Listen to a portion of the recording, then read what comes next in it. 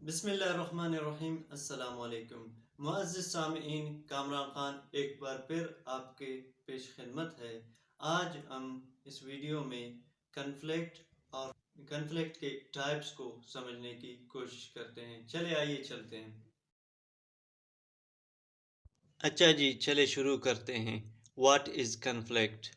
Conflict is a state of disagreement. Conflict is a struggle and a clash of interest, opinion, or even principles. Conflict will always be found in society, as the basis of conflict may vary to be personal, racial, class, caste, political, and international. Conflict may also be emotional, intellectual, and theoretical, in which case academic recognition may or may not be a significant motive. اچھا جی، تو conflict کیا ہے؟ ایک حالت ہے ڈس agreement کا، مطلب یہ ایک اسٹرگل ہے، ایک کلیش ہے انٹرسٹ کا، اوپینین کا، یا اصولوں کا۔ کنفلکٹ سوسائٹی میں اکثر پائے جائیں گے، اور کنفلکٹ مختلف جگہوں پر مختلف طرح سے ہمیں نظر آئے گا۔ کہیں پر پرسنل اور کہیں پر نسل ذات کے حساب سے، اور کہیں پر طبقے کے حساب سے، کہیں تو قبائل کے اور کہیں سیاسی حوالے سے ہمیں دیکھنے کو ملے گا، اور اس کے ساتھ ساتھ انٹرنیشنلی بھی ہمیں دیکھنے کو ملے گا۔ اور کنفلکٹ ایموشنلی بھی ہو سکتا ہے، انٹلیکچولی بھی ہو سکتا ہے، اور تھیوریٹیکلی بھی ہو سکتا ہے۔ اس حساب سے کنفلکٹ کو اکیڈمک پرسپیکٹو میں ہم کبھی سگنیفیکنٹ مقصد کے حوالے سے دیکھتے ہیں تو کبھی نہیں دیکھتے۔ جیسے کہ ہم نے کنفلکٹ کو ڈیفائن کیا، تو کنفلکٹ سماج میں اکثر پایا جاتا ہے۔ کہیں پرسنلی کوئی بندہ کسی بندے سے اختلاف رکھتا ہے، ڈس ایگری ہو جاتا ہے، تو یہاں پر ہمیں کنفلکٹ دیکھنے کو ملتا ہے۔ تو کہیں نسل و ذات کے حوالے سے، تو کہیں طبقے کے حوالے سے، اور سیاسی یا پھر قبائلی حوالے سے، اور انٹرنیشنلی لیول پر ہم اس کو دیکھ سکتے ہیں۔ کہیں ایموشن کے حوالے سے کہ بھئی کسی کا ایموشن کسی اور طریقے سے ہے، کسی کا کسی اور طریقے سے ہے، اور انٹلیکچولی حوالے سے، جیسے کہ کوئی دانشور اپنے حساب سے کسی چیز کو بنانا چاہتا ہے، لکھنا چاہتا ہے، تو کوئی اس سے کو کرٹیسائز کرتا ہے، اپنے طریقے سے بیان کرتا ہے۔ اور کہیں ہم جو تھیوریٹیکلی اگر ہم دیکھ لیں، تو جیسا کہ ہمارے پاس آئی آر کے جو میجر یا پھر اکنامکس کے ہم دیکھ لیں، جو کیپٹلزم ہے یا پھر کمیونزم ہے، جو مارکسسٹ تھیوری ہے، تو یہ ایک دوسرے کے ساتھ کنفلکٹ میں دیکھنے کو ہمیں ملتے ہیں، ایک دوسرے سے ڈفر دکھتے ہیں۔ تو اصل میں کنفلکٹ کیا ہے؟ ایک ڈس ایگریمنٹ ہے دو گروپ یا کہ دو بندوں یا کہ دو کنٹریز کے درمیان۔ اگر ہم اس کے ٹائپس کے حوالے سے ٹائپس کو دیکھیں، تو اس کے ٹائپس میں ہم اس کو بہتر سمجھ سکتے ہیں۔ کنفلکٹ کے تقریباً 6 ٹائپس ہے۔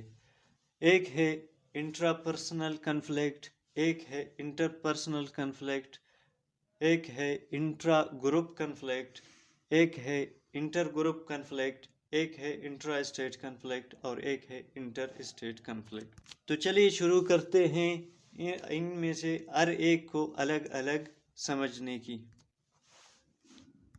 Intra personal conflict. Intra personal conflict arise within a person. For example, when you are uncertain about what is expected or wanted, or you have a sense of being inadequate to perform a task, you are experiencing intrapersonal conflict.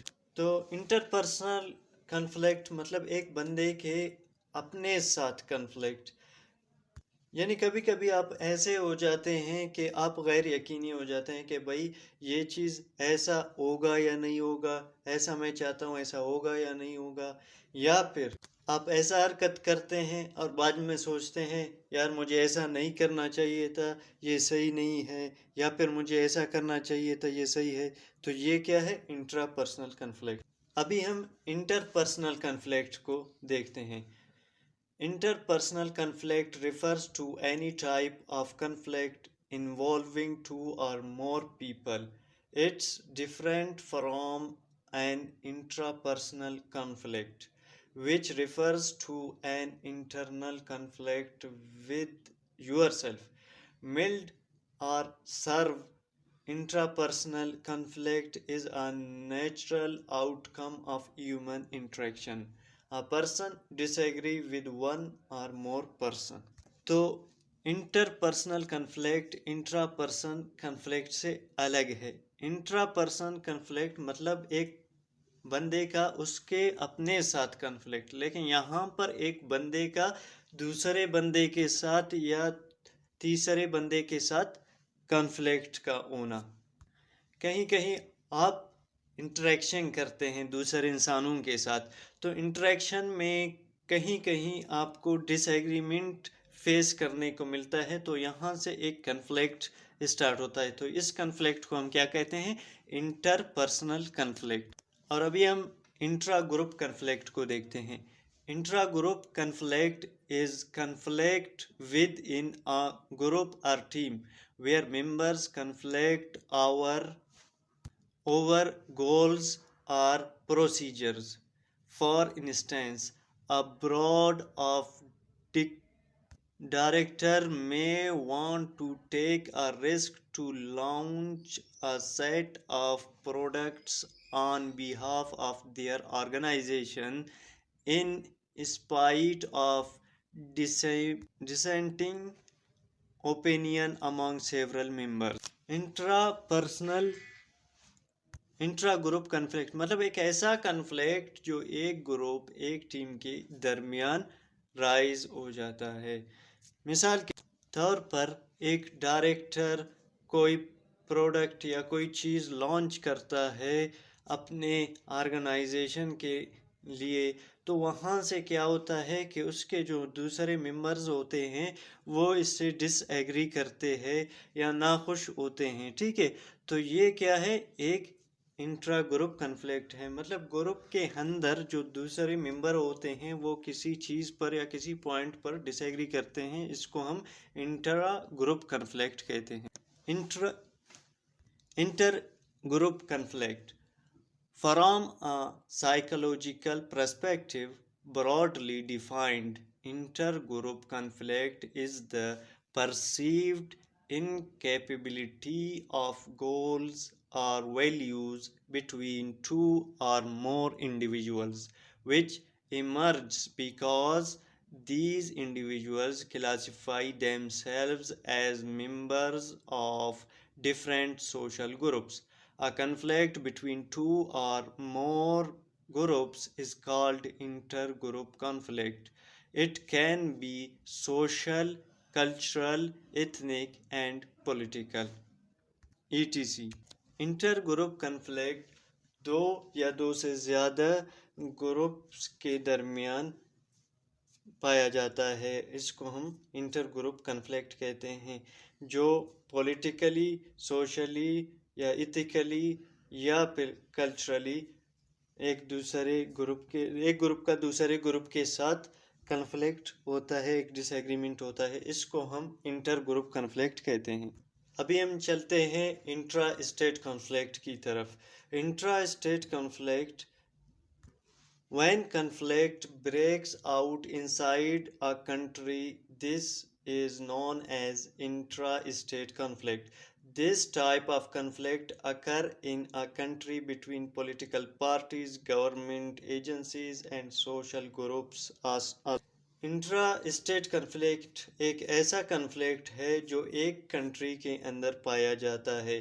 یہ دو political parties کے درمیان ہو سکتا ہے، جو government کے agencies ہیں، جو institutions ہیں ان کے درمیان پایا جاتا ہے یا پھر جو سوشل گروپ وہاں پر ہوتے ہیں ان کے درمیان. تو ان کنفلکٹ کو ہم کہتے ہیں intra state conflict.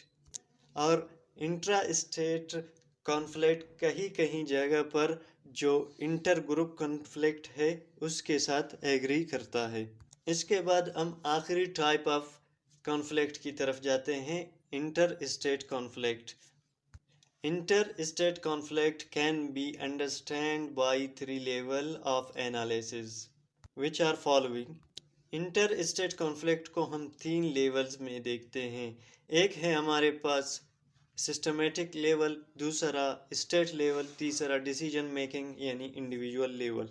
Systematic level میں ہم دیکھتے ہیں کہ ورلڈ ایک اسٹرکچر میں بنا ہوا ہے جہاں پر ہر کوئی کنٹری ایک انٹیٹی ہے، ایک سوورن ہے.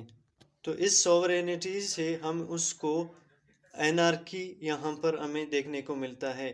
اس اینارکی کی وجہ سے اسٹیٹس کا ایک دوسرے کے درمیان کنفلکٹ ملتا ہے، پایا جاتا ہے، ہو سکتا ہے. اس کے بعد ڈسٹریبیوشن آف پاور، مطلب جو ورلڈ کے علاوہ اسٹرکچر کے مطابق جو پولارٹی ہے، پولارٹی میں ملٹی پولارٹی ہوتا ہے، یونی پولارٹی اور بائی پولارٹی.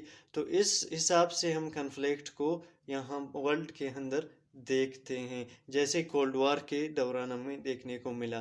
اس کے بعد ہے انٹر ڈیپینڈنس، کہ ایک کنٹری دوسرے کنٹری کے ساتھ کتنا اس کا انٹر ڈیپینڈنس ہے، آیا فرینڈلی ریلیشنز ہے یا وہ ایک دوسرے کے درمیان رائیولریز ہے.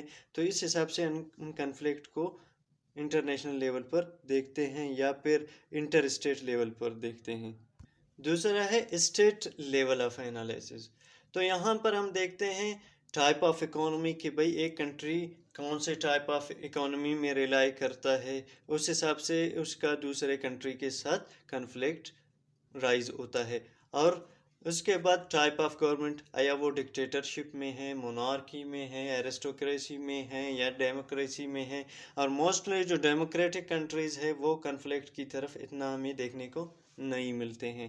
اور جو ملٹری سیٹ اپ ہے وہ بھی بہت زیادہ سگنیفیکنٹ رول پلے کرتا ہے ایک کنٹری کا دوسرے کنٹری کے درمیان کنفلکٹ میں.